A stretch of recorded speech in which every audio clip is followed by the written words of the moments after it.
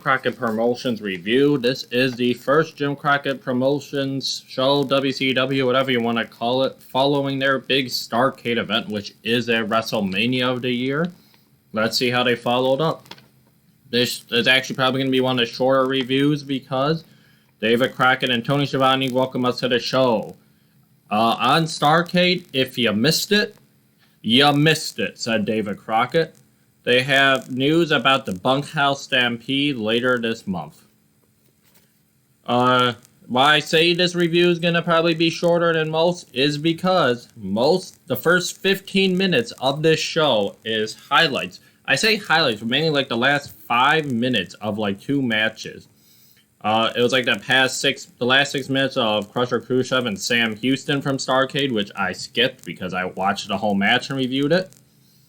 After that, Tony and David welcome us back from commercial. Said, there's controversy around Arn Anderson stealing the TV title from Dusty Rhodes, and then they went to another 6 minutes from this time Terry Taylor and Buddy Landell from Starrcade. And again, I skipped it because I already watched that whole match and have my reviews and thoughts on that match on the Starrcade review. Back from that, Tony Schiavone is with Jim Cornette. Jim Cornette introduced a Midnight Express for their match, which brings us to our first match of the night, 16 minutes into the episode, as Dennis Cordelli and Bobby Eaton with Jim Cornette take on Rocky King and the Italian Stallion. Cornette told some old bag to shut up. His words, not mine. Since you've been on the air, people have decided to stop breathing it, said Jim Cornette to David Crockett. Rocky was a feels out process. Beats up both Dennis and Bobby. Yeah, Bobby. I said Bobby and Rocky. Got me confused for a second. It's just a lot of headlocks and lockups. Rocky did a running body slam to Bobby Eaton, where Rocky ran the ropes. Bobby was standing still in the middle of the ropes, or the middle of the ring. Rocky ran the ropes, hit the ropes, stopped in the middle of the ring, picked up Bobby Eaton, and body slammed him, which I guess it's a way of doing. There's a reason no one's ever done a running body slam like that. It makes no fucking sense. Jim Cornette, who would go back and forth between ringside on commentary, had been on commentary for a moment, and he had not sounded like he'd taken a breath in over a minute. Italian Stallion gets dragged in after they walk over Rocky for a bit. He hits an arm drag, but backs Bobby Eaton to his own corner, so Dennis tags himself in, but Stallion body slams him. Italian Stallion gets a little offense in before Eaton's able to cut him off. Eaton was able to tag back in. Eaton is holding a Stallion's throat on the rope so Cornette can yell at him. He said something about spaghetti and meatballs, since, you know, Italian is Italian. And he's also a Stallion. Cornette called him a little fat this day. He said he got hit by a car because the guy said he didn't have the gas to go around him. Dennis gets tagged back in, works over Stallion some more. He has Stallion in the camel clutch, and Stallion starts crawling on his hands and knees while in the camel clutch to make the tag, which he does. Rocky gets in and starts to make a hot tag, but he's quickly caught off. Eaton was a top rope knee drop, and Dennis was a snug brainbuster to win. Just dropped him, looks like right on the back of his head. This was a really nothing match. A lot of these squash matches, they usually go about like 2 minutes maybe, go a lot longer on this card, which isn't necessarily good. This one was fine, but it went a little long, and not really much happened. Tony Schiavone was Jack Hayes, the most soft-spoken man and for the shape that he's in. He says he misses and he loves his dad with all his heart and blew a kiss to his dad. He says the Russians are giants, but he's doggone proud to be an American.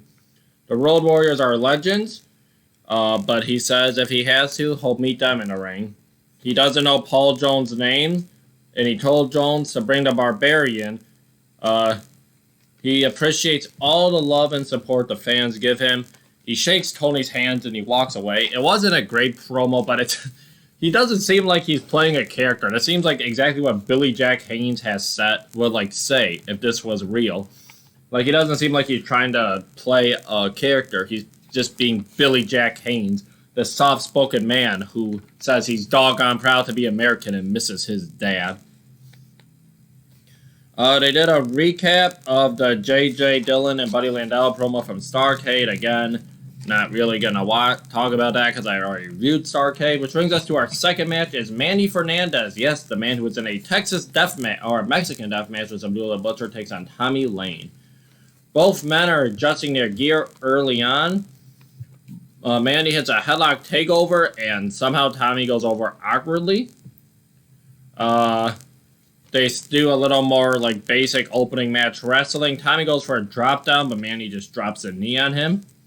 They go for the second long headlock spot of the match, where Manny's just holding him down. Tommy's able to fight out, but not for long because Manny gets him into the third long headlock takeover spot of the match.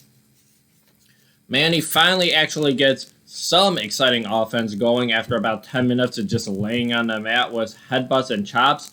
And now they switched it up on you. They ain't doing a headlock spot. They're doing a head scissors spot. Now instead of holding his head in his armpit, Manny's holding his head for minutes on end in between his legs. Romantic. Bull gets him back up. He hits him with a jumping something. A knee, maybe? Tommy tried to fight back, but I have never seen his counter before. So Tommy sends Manny into the ropes like he's going to go for a clothesline. And I've seen a lot of wrestlers duck a clothesline. What I have never seen is a wrestler jump over the clothesline and take a flip bump onto their ass to avoid the clothesline. Like Manny had to jump high into the air to get over Tommy's arm, and it's not like he came down all like casually and rolled through and quickly got back up. No, he went up, he went over, he came down hard on his ass, and then he stood back up and he hit the flying burrito to win. I have said like 5 minutes, maybe 2 minutes ago, that the squash matches on this match were a lot longer than they have been, and that's not always good. The Midnight Express was fine. It didn't really change at all. This one, I've been a big fan of Manny's recently. I think he's got good intensity, and he moves quickly, but unfortunately, this one, maybe he moves a little too quickly to do a longer squash match because he just laid down in spots. Head scissors and headlocks for about 10 minutes. It was really a boring match, the worst showing I've seen from Manny Fernandez so far, except for his jump over clothesline counter, which was fucking unbelievable, but it was cool. It wasn't cool. It got me interested into the match that I had zoned out on because I'd never seen it before and had to rewind it. At first, I thought he just sold early, but no, that was actually how he countered it. So yeah. Manny Fernandez went up to Tony Schiavone, said, when the bull comes raging, it's called the year of the rage. He said, the past to the bull is the future, daddy, when talking about the up-and-coming year. He's going to the top, and then he's spoken some Spanish for a bit. The promo was a lot more interesting than the match aside of flip bump, especially with lines like, the past to the bull is the future, daddy. I don't know how that works. Maybe he plans on staying at the exact same spot on the card the next year, not moving up, not moving down, just a linear movement into the next year, just staying completely in the same spot on the card. Maybe that's what he's got planned. Maybe Starrcade 90 or 86, he'll fight Abdullah the Butcher again in a death match. And then hopefully by 87, the past won't be the future, and Bull can move on to new heights. We didn't go to our Superstar Challenge Championship Series match, which so far has been pretty hit and miss. It's had a fun Manny Fernandez versus Buddy Landel match, a great six-man tag, but then it also had like Jesse Ventura versus Abdullah the Butcher. This is the only match on Jim Crockett Promotions where actual stars fight each other. So let's see who the 4 stars are here tonight. We've got Animal and Hawk with Paul Ellering. You know, pretty big name stars, pretty well-known legends, taking on Black Bart and Thunderfoot was J.J. Dillon. Thunderfoot is a very skinny man. He calls himself Thunderfoot. He is completely dressed all red, red mask, red bodysuit, red tights, red boots. On both sides of his legs it says Thunder, but his chest has lightning, because I guess you don't know how to design thunder because it's a sound, and I guess thunder always follows lightning. So he should have teamed with a guy named Lightning Fist, and he could have been Thunderfoot, and the Lightning Fist could have punched a guy, and then Thunderfoot could have kicked him, because thunder always follows lightning. Or is it lightning that follows thunder? Either way, they should have been a team. Animal starts off as a huge shoulder tackle to Bart, and a gorilla press of Thunderfoot throwing him outside of the ring. Thunderfoot is selling on the outside, and J.J. Dillon rocks him back to the ringside. LOD keeps beating those two poor bastards up. At one point, Hawk runs wild with body slams on Bart and Foot. I talked about what Thunderfoot's wearing, but Paul Ellering is wearing like a black gi with a giant gold dragon on it, and he's barefooted. So he also came to impress today. Hawk with a belly-to-back suplex to Thunderfoot, and Thunderfoot folds up on like his head and shoulder. He sits up holding his shoulder. And at first I thought he was injured, and I'm not sure. They may have been planned because the Hawk and Animal immediately start working over that shoulder. Now I've heard stories that these matches, Hawk may have been on a little bit of a substance pre-match. So maybe Hawk was just being a dick and going after this guy's injured shoulder. Where the fuck did I leave off in my notes? It breaks down into all four guys getting into the ring. If I'm only talking about LOD spots, that's because they're mainly the only people who got spots in this. Bart and Foot maybe got like 2 punches in each. It's basically a squash match, but Bart and Foot at least have sub-name value on this show. Ivan Koloff comes out on commentary. He says the Warriors are nothing but liars. Paul Ellering walks up. The match is still going on, by the way, but now we're looking at Tony, David, and Ivan, and Paul. Paul walks up to him and says all he's doing is talking. They talk back and forth. Nikita, I gave it away. Ivan and Paul did, but Nikita comes from behind and hits him with a sickle. Hawk runs up to fight. But he's getting outnumbered by Crusher and Ivan and Nikita. Crusher came out. Animal won the match with something. I didn't see what it was. I can't remember, too busy watching Hawk get his ass stomped in. All three of them attack Animal. They beat up Animal in the ring. They take the Russian chain and they hit a clothesline with him. Animal actually takes a pretty good bump, going completely feet up in the air. Hawk eventually clears the ring with a chair, and he goes to angrily hold the ropes and yell at them, but he slips back and falls. This is the second time in like the 5 weeks I've been doing this that I've seen Hawk slip, just doing basic things, not even in the match, on the ropes. Like when he got in the ring to outnumber the Horsemen, or even the odds was the Horsemen, he slipped getting into the ring. Now he's trying to yell at the Russians, and he slipped just trying to grab the ropes. He has a hard time. Not even doing anything athletic, just standing near the ropes.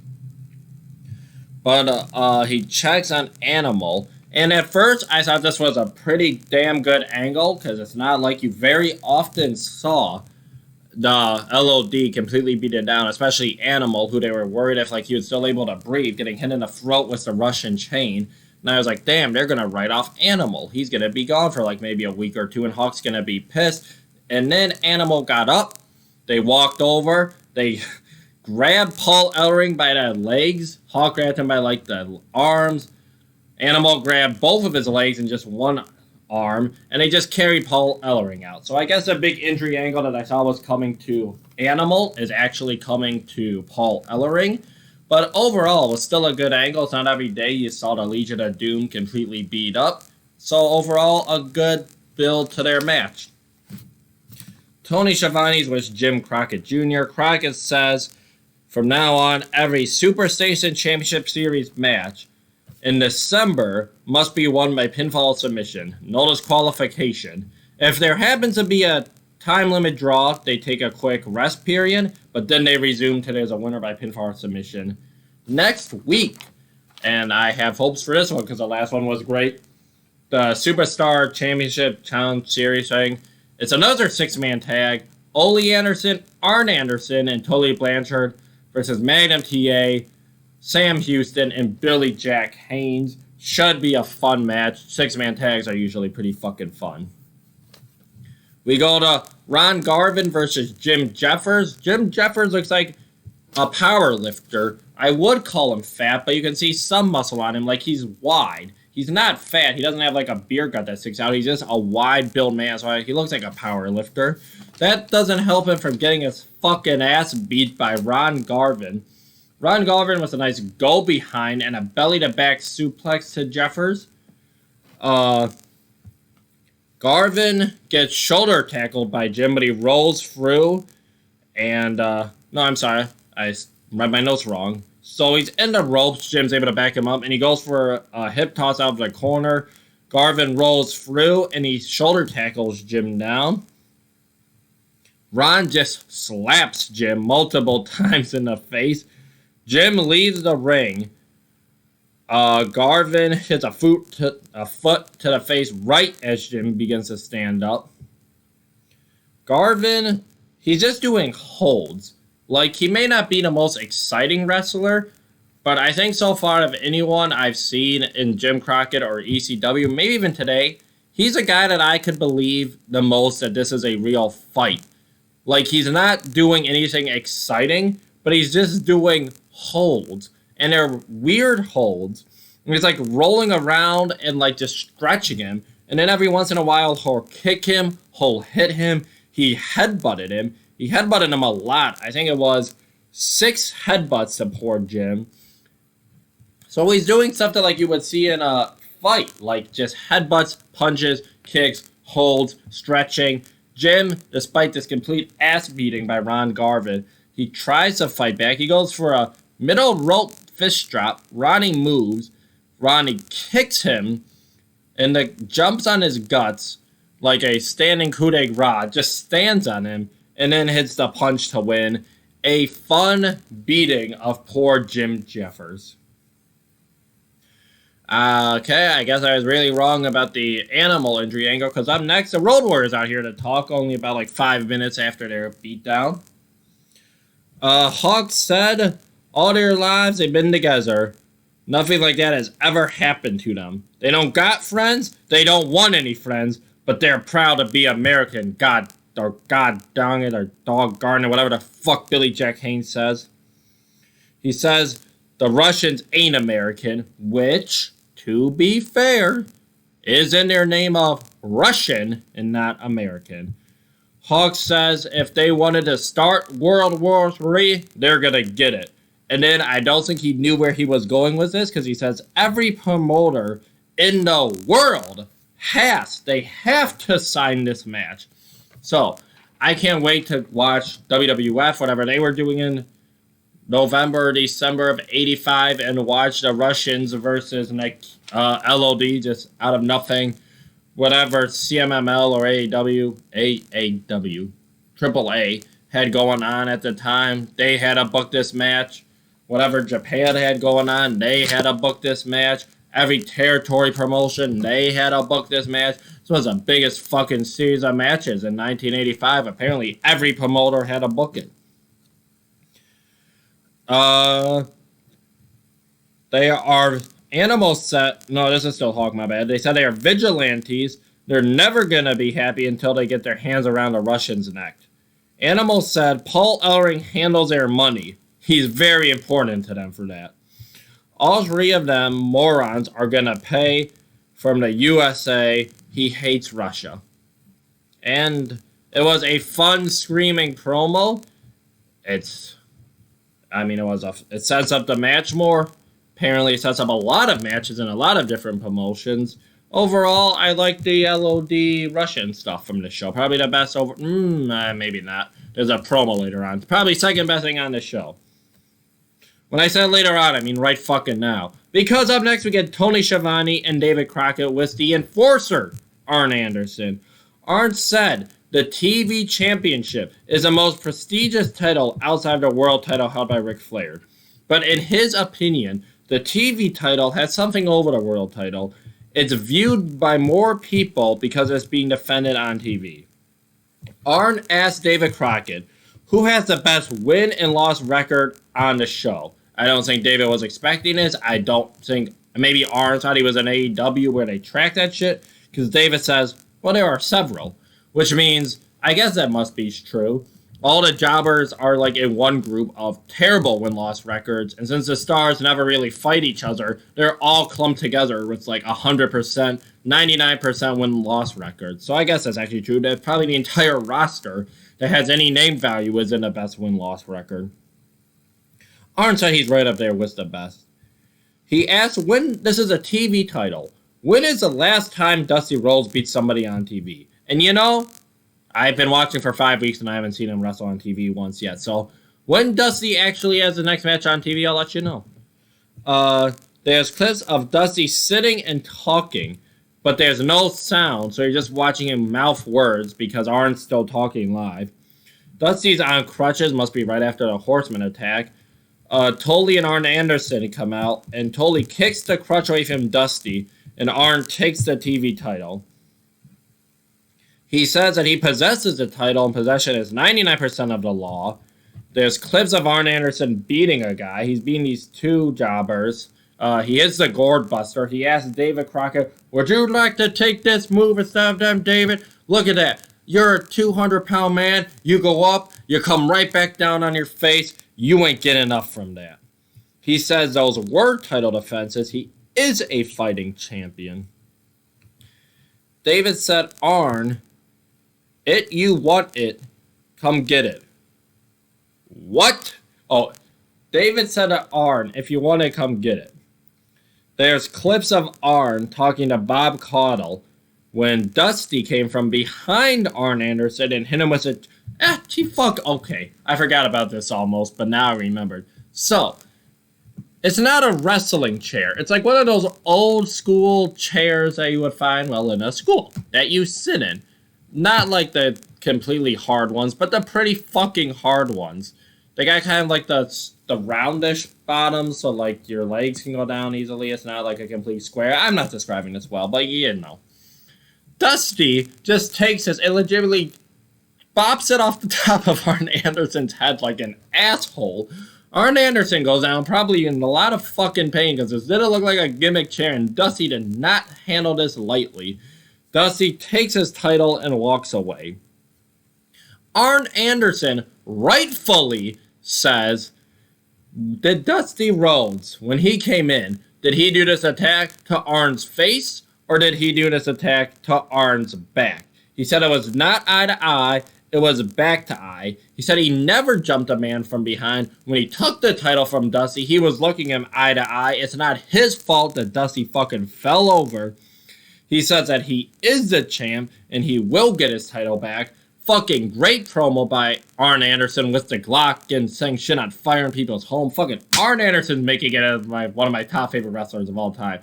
His current shit in AEW where he's got the Glock and he's just arsoning fucking shit and all these old fucking promos. Arn Anderson's the fucking man.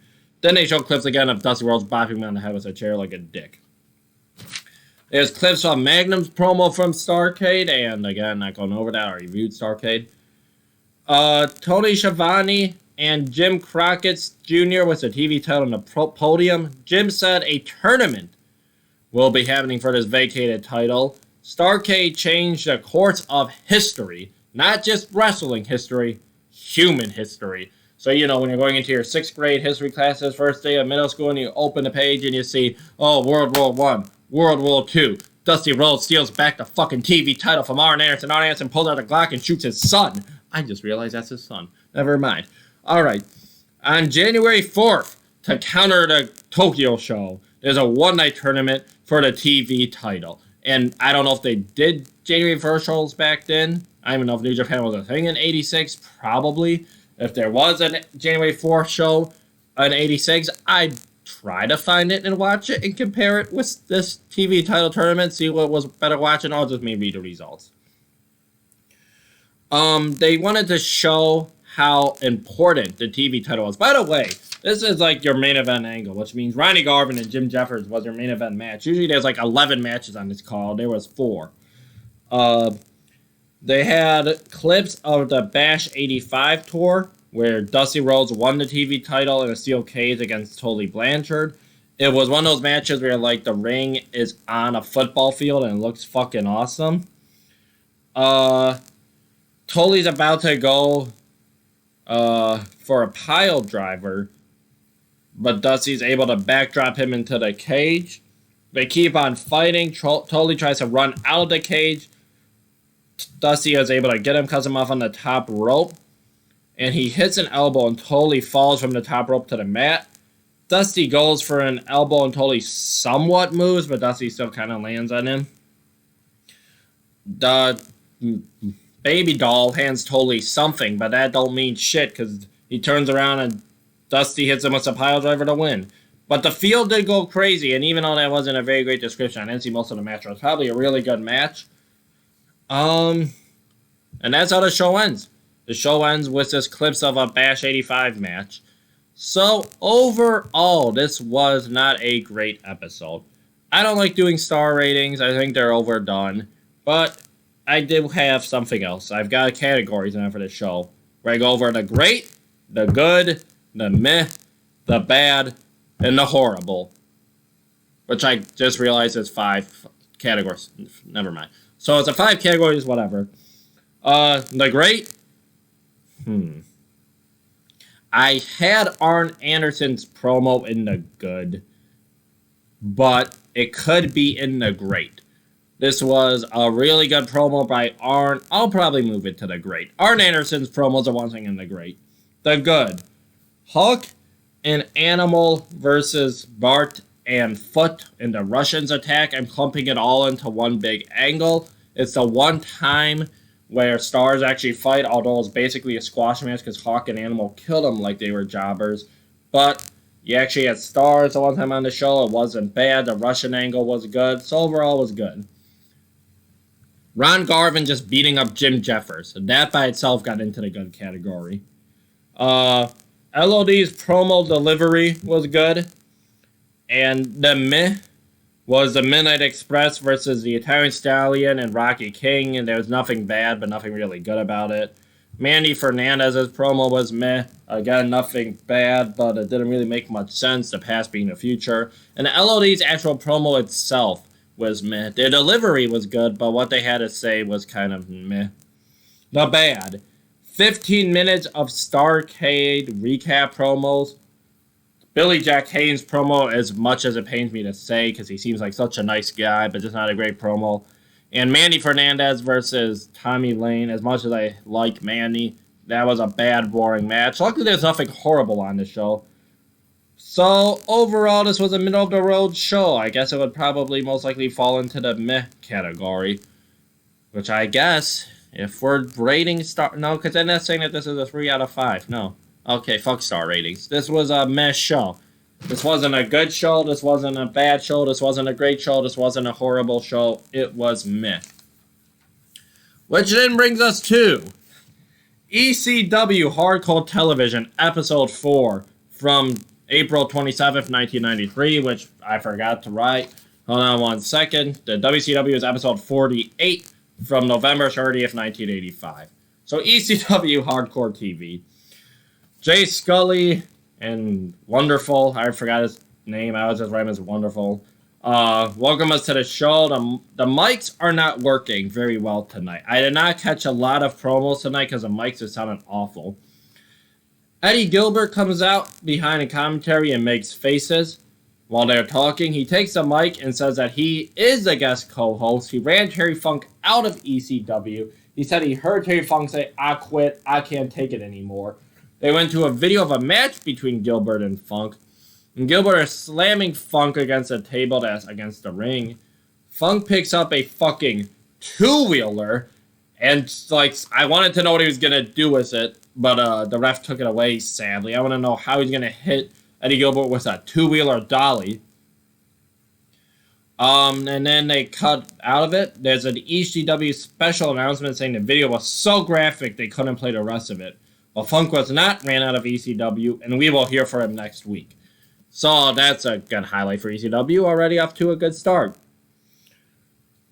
And then we didn't last long with our good start because the bane of my existence, well, maybe not him specifically, but his people, his team, his fucking Super Destroyers. We go to the promos. Hunter Q. Robinson III. He called the challengers Bart and Homer Simpson again. He said he had $500 in his envelope. What can you do with $500? He asked. Well, you can buy plastic surgery. Must be fucking pretty cheap plastic surgery. He said this $500 is more money than the challengers combined have ever seen in their life. They have never seen $500. And you know what? Actually, looking at the challengers, I fucking believe them. He said if the challengers can beat the Super Destroyers, they will also get the $500. It was a myth promo. He said his words, but he had no emotions. The Super Destroyers just pose behind him and try to look big and intimidating, but how they pose, they look more goofy than anything. You know, the line of $500 being more than they've ever seen in their life. I get it's 90s rate ECW, but the money was supposedly in an envelope. I don't even believe there was $500 in there. So I'm not saying say something ridiculous, but say something like say at least $1,000. Because then maybe I can believe that Tony Stenson and Larry Winters haven't seen $1,000 in their life looking at them. But $500, Jesus Christ. But that promo was better than the match, which we get the tag team titles. The fucking Super Destroyers with Hunter, taking on Tony Stenson and Larry Winters. This feud has sadly been building up for about 2 weeks since I've been watching. Before the match, the Super Destroyers club each other in the chest to get hyped. Larry starts off with fast leg drops. Oh, I'm sorry. Larry starts off fast. I say fast, but he actually looked like he wasn't going as quick as he usually does. With a leg drop for 2. The Super Destroyer kicks out, just stands up and walks over and tags the other Super Destroyer in. Great selling there, fucking Super Destroyer. Larry and Tony mistime a double elbow drop after a double hip toss. Larry, he felt kind of slow and awkward tonight. He also went down slow for the elbow drop. Somehow Tony Stenson, the man who did the worst swinging neckbreaker I've ever seen in my life, was the best man in this match. I was more upset when I thought he was the best man in his team, and I just realized he's the best man in this match because Larry Winter seemed off tonight, and the fucking Super Destroyers are horrible. So, Super Destroyer. I'm not even going to call them 1 or 2 anymore. They're interchangeable. Super Destroyer.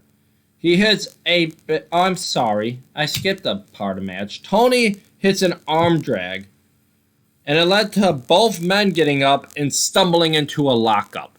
This is not professionally trained wrestlers. This is not kids wrestling each other, because at least kids wrestling each other, they may not know how to work spots, but they at least can go into something. Like, this is 2 people who have no idea what the fuck is going on or how to follow anything up. It was almost like when Rocky King does a dropkick and has no idea how to follow it up, but Rocky King's not this horrible. They just did an arm drag and they both stood up and then they just sort of stumbled their way into a fucking lockup. So a Super Destroyer hits a bad clothesline, and Tony floats under it. He doesn't go straight down to the mat. He doesn't snap down. He floats under it, which I wrote down, and may not matter to a lot of people, but my old trainer, Caden, said, fucking don't do that, you stupid bitch, Bubba. Super Destroyer with a headbutt to the dick. The ref just looking at it, and he's okay with it. The Super Destroyer with a choke in the corner. I've never seen... Oh, yes. So, I watched this show a bit ago, and so, like, I'm reading the notes, and then I have to remember what's happening. He's wiggling his arms. I wish I had a fucking camera to go over this. I feel like my Jim Crockett promotions, I just state stuff off, but ECW pisses me off right now. So, Super Destroyer has Tony in the ropes, and he's got, like, the choke hold on, where his, like, elbows are kind of bent, but instead of just, like sort of leaning into the choke, it looks like he's choking it. He's like wiggling his arms to look like he's trying to fly while he's choking this man. I've never seen anyone as bad as the fucking Super Destroyers. Oh, God, it's super... I hope they actually never go away at this point. I hope I just forgot they were in ECW until the very end, because holy fuck, they're terrible. Oh, let's see. Where was I after going over Choke? There's a worst hot tag ever, where I think he just walks over and tags him in. Oh, yeah, Tony sort of... Super Destroyer sort of has Tony in a House of Pain, but without the cool, like, lean back. So it's just like the feet are twisted up, and they're just laying on the mat. He just gets up. Who gets up? Does Tony just get up from the move? No. Apropos of nothing, the Super Destroyer just decides, I'm done with this hold. And he just stands up, and he just lets Tony out of the hold. And Tony just stands up. He didn't stand. To be fair, he was somewhat selling his leg. Somewhat. He just crawls over and he gets a fucking hot tag. The crowd does not react because this was not a hot tag. This was not a cold tag. This was... I don't have a word for it. So, where did I leave off? Because I'm fucking lost my notes not remembering this match. Larry's hot tag. It involves punches and a back body drop and punches and a knee lift and a figure four. The other Super Destroyer hits Larry with a cane for a fucking disqualification. I sat through this match with the wiggling flying elbow choke and just letting a man up and crawl to his corner for the hot tag, and just the fucking everything that has to do with the Super Destroyers for a disqualification. And then there's a brawl after the Destroyers are thrown into each other. That spot when they go for the Irish whip, but the faces counter and throw the bad guys into each other. Tony drop kicks one in the back, and he stumbles across the ring. And he takes the corner from getting a drop kick in the back, which I guess isn't the worst thing. It's not the worst sell to a drop kick to the back, because Larry hardly hits a drop kick, and the other Super Destroyer hits a drop kick to the back. The Super Destroyer takes a back bump from a back drop kick. Oh my god. So, Larry then puts the Super Destroyer back in the figure four. This fucking sucked. As I'm writing this, I remember this as I'm reading my notes. That Super Destroyer who was put in the figure four, he no-sold it, he got up, and he did a noggin knocker spot to Tony and Larry. Larry sold it, Tony did not. It looked like Tony wanted to keep fighting, because I think he thought that the Super Destroyer was supposed to be selling. I guess the Super Destroyer thought that he didn't want to sell because he would look weak. I don't fucking know. He looked like he was Tony wanted to continue to brawl, but the Super Destroyer just fucking left the ring. It was horrible. The Super Destroyer sucks. Tony sucks. Larry's usually passable, but tonight he was slow. This was fucking horrible. This was a word... I hated this more than I've hated any of these other matches in ECW. The fucking Super Destroyers are the worst things I've ever seen in professional wrestling. All the wrestlers I used to dislike, that I used to think were not very good. Bryan Adams is not very good. Great Khali is pretty fucking bad. But the Super Destroyers... Fucking Khali and Bryan Adams would outwork them. Fucking Kenny Omega Okada. I fucking hate the Super Destroyers. But I hope they never go away because they bring me some enjoyment. We then move to Glenn Osborne, that Ultimate Warrior wannabe, versus Wildman Sal Bamero, who is my fucking guy, that crazy guy who's in the thumbnail. But before we can actually get the match, Eddie Gilbert takes the mic. The wild man that he is, he goes up and he asks, what's he doing? And Eddie says that he has an announcement to make, and the wild man nods, shakes his hand, and gives him the okay to talk. Wild man then leaves the ring. His night's over. I wonder how much he got paid for that. Oh, the fake Ultimate Warrior Glenn Osborne gets in his face. There's a weak shove. Eddie waves someone on, and from a distance, because the camera is kind of a long shot, You see Jimmy Snuka, and then you see a fucking wide-ass old man come down. And this wide-ass old man, I had no idea would be my savior of ECW. Because Jimmy Snuka and newly a part of their group, Don Morocco. Seeing that he's outnumbered by Eddie Gilbert and two old immobile men, Glenn leaves. He's not the Ultimate Warrior. He can't overcome these odds. Don is fucking fat. I said Jim Jeffers is a powerlifter. He's not fat. He's wide. Don, he was a powerlifter, but now he's just fucking fat. As wide as Jim is, that's how long of or big of a gut as Don has. Don said Jimmy Snuka is the biggest name ever in pro wrestling. This is 85. That's a pretty big stretch of an argument, even in 85. In one company, you got Hogan. I'm sorry, this is 93, actually. That's even worse. I thought this was 85 like Jim Crockett Promotions. No, this is 1993. I was going to say that's a stretch in 85. This is even more of a stretch. This is 8 years later. Holy shit. You got Hulk Hogan in one promotion. You got Ric Flair in the other. You got Rowdy Piper. You got Randy Savage. Jimmy Snuka's probably not in the top 10 biggest names wrestling in this high school, college gym, whatever the fuck it is. I wish I could say more in this promo, but the mic is horrible. I couldn't hear what Don said.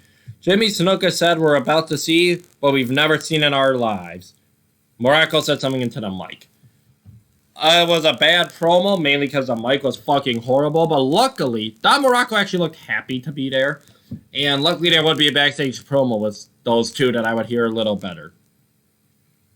We've got another backstage promo. The backstage promo is working a little better, and it's Johnny Hotbody and his new tag team partner making his debut in ECW all the way back on episode 4 of 1993 is a young Chris Candido, and I was not expecting to see him. I thought, holy shit, this is great. We actually got somebody who's good on this show finally. No offense, Eddie Gilbert.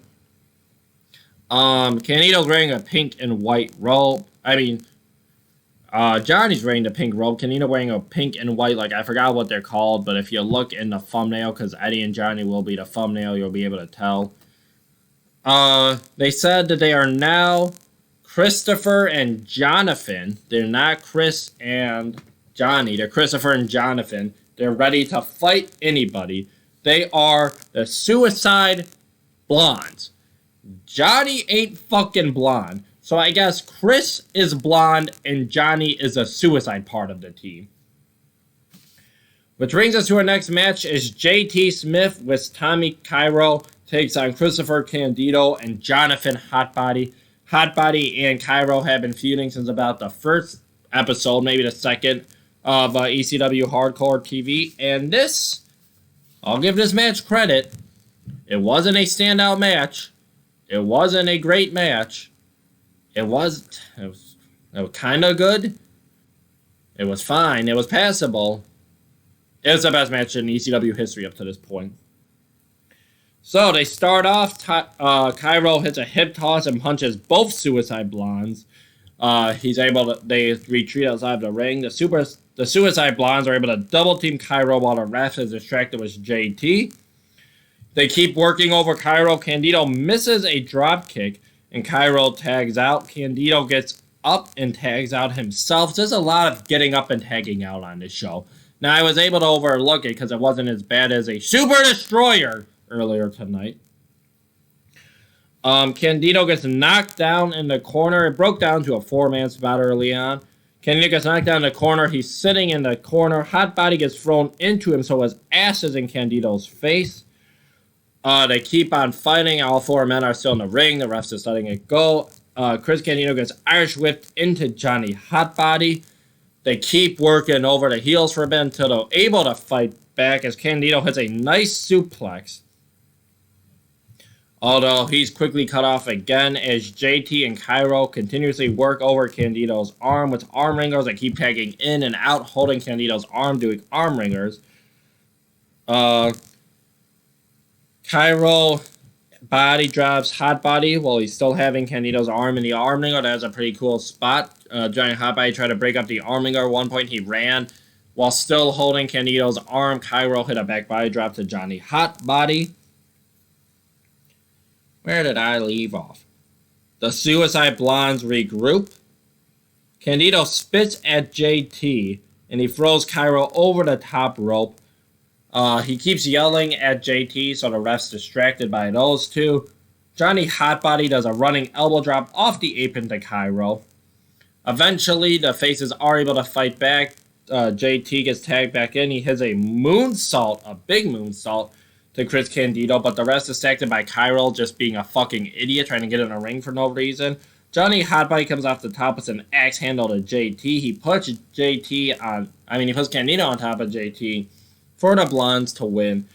It was a good match. It was by far the best match I've ever seen on ECW. He is young. He has a while to go before he will become the performer that he was in WWE and later ECW and WCW. But you could tell Chris Candido was so far and ahead, maybe not above everybody on this show. Like Eddie Gilbert's higher than him at this point, like more far ahead. Probably Johnny Hotbody too. But you can tell of all like the younger guys, Chris Candido, he's so fucking far and ahead above everybody else. Like it's not even close. There's a reason why out of ECW, the younger guys, I guess, in quotation marks, Chris Candido would go on to be the only one who really has a name value. Cairo was a horrible partner, by the way. He distracted a ref and JT got hit and pinned. There was no reason for him to distract the ref. He was on the apron. He didn't even break up the pin. But it was probably the best match I've seen so far from ECW. Thankfully, we actually got, I guess I realized how fun Don Morocco is, because we got a backstage promo with Don Morocco and Jimmy Snuka. The mic's still not very good, but it's better. Don said, tonight is the start of many more things to come. And when you put it like that, I guess I can't argue. I'll tell you. No, I won't tell you, said Don Morocco. Snuka told the fans to wake up. He said he's going to find out what all the talk's about. Don was very excited. Like, he actually looked like he was happy. I don't know if this was his first his first gig in wrestling in a while, but he looks very fun to be there. Don Morocco, definitely a highlight of ECW this week. Well, Don Morocco, let me rephrase that. Don Morocco's promo and presence was a highlight. Because up next we get Don Morocco and Jimmy Snuka with Eddie Gilbert takes on the Hell Riders. Don and Jimmy jumped him at the beginning and hit a double clothesline to Hell Rider 1. Snuka just kicks one of the riders on the top of the head. Like he's starting to stand up, and Jimmy Snuka's the flat of his foot hits the flat of the other guy's head, the very top of it. Snuka hits a thumb to the throat, and then a stiff kick to the gut. Poor guy's getting his fucking ass beat by Jimmy Snuka. Don Morocco gets in the ring, points to the camera, and hits a tombstone. He picks up and throws Jimmy Snuka onto the Hell Rider to win. It was a terrible match, a horrible match. The other Hell Rider got in the ring like he was going to break up the pin, but then just stood there and just watched his partner get pinned. After the match, Snuka just kicked the Hell Rider just sitting there in the gut. Don, Eddie, and Jimmy celebrate a terrible match.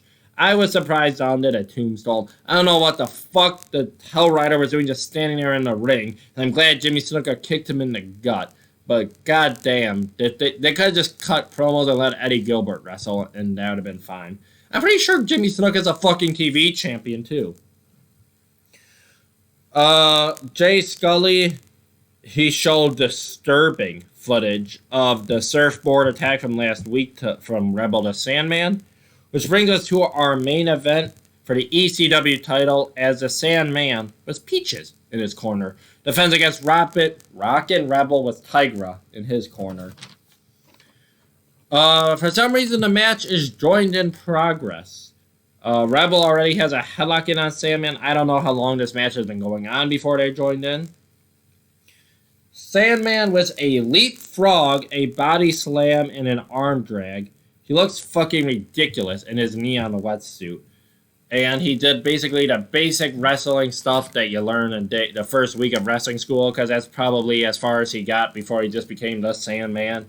Rebel's able to cut off the Sandman. He chokes him on the ropes. Tigra scratches his eyes like last week.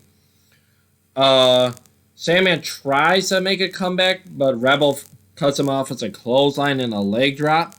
Tigra keeps putting her nails into the Sandman's eyes. I expected Peaches to do something about this. She never did. The camera cuts to Peaches, but on the gym wall, you can see a shadow of Sandman getting body slammed, and that was actually pretty fucking cool. I'm not gonna lie. I've never and when you played at video games in an outdoor arena, you can see the shadows doing moves. Like you saw the shadow of Sandman getting body slammed on the gym wall. Rebel picks up the Sandman, and the Sandman hits a schoolboy for 1. And I was really hoping that would be the finish, because that was the finish of Ric Flair and Dusty Rhodes, and I was really hoping within a week that Ric Flair and Dusty Rhodes for the NWA title at Starrcade, and Sandman versus Rock and Rebel for the ECW title on Hardcore TV would have had the same finish, but sadly no. Sandman goes to the top and he does a little surfer wiggle before he hits his awful missile dropkick where he leads with one leg and then the second leg follows. Tigra gets in a ring and claws Sandman in the eyes for the DQ. 2 title matches, 2 DQs. I hate ECW. I never thought I would say that. WWE ECW was better than this ECW, at least. Fuck, not better than the actual. I guess this is the actual ECW. Motherfucker, this sucks. Yeah. Second DQ in a title match tonight. Peaches get in and pushes and holds Tigra in the corner. Like, she doesn't throw strikes. She just pushes and holds her there. Rebel ducks a belt shot from the Sandman, and he gets out of the ring. He grabs Tigra and pulls her out of the ring. They leave. Sandman celebrates. This was only 40 minutes, and I wanted to jump out of my third story window.